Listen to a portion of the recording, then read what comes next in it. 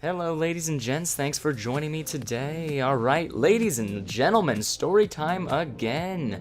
Alright, this one is a little bit more gruesome than the rest, alright?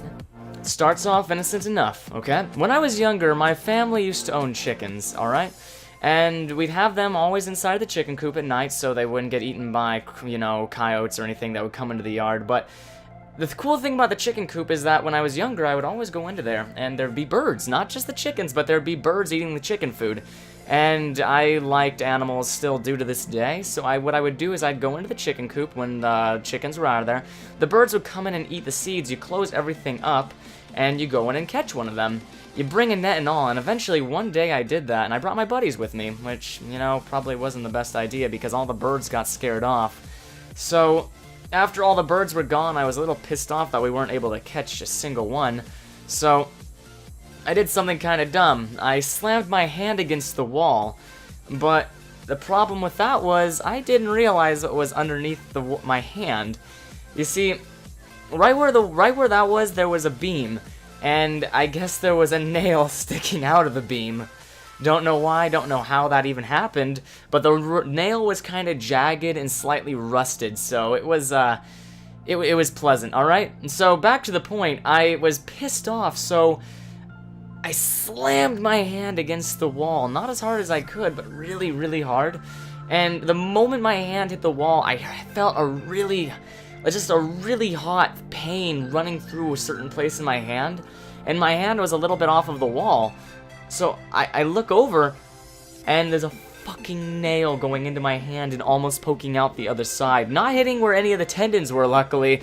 That could have been much worse, but it almost went all the way through my hand. And I was mortified. I was shocked. I didn't know what to do. I was terrified.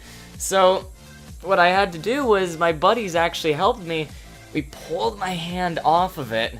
Instead of going to get my parents, what we probably should have done, we pulled my hand off of it, and there was just this big, gaping hole inside of my hand, and just blood was pouring out, and it was a fucking nightmare. Didn't catch any birds that day. Amazingly, I did not get tetanus, and my hand still works perfectly fine to this day with no actual scar, which is kind of impressive. It was not a clean cut.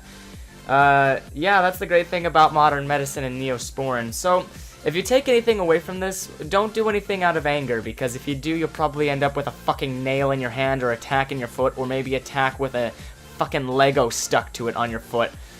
It's not a pleasant experience either way. So, yeah, thanks for watching today, ladies and gentlemen. Another incredibly short story, I know, but believe me, the next one is going to be several stories culminating into one great one. It's going to be something beautiful, alright? I can just tell you that right now. Also, if you were interested in watching the Factorio series, I'm gonna end that right now. I'm just gonna let you know because no one's watching it. Even though I enjoy making videos about it, there's so many people that already do it, and I'm not really unique, or I don't really have any kind of interesting twist that I put onto it, so I'm not one of those interesting gaming commentators. I'm just a good storyteller.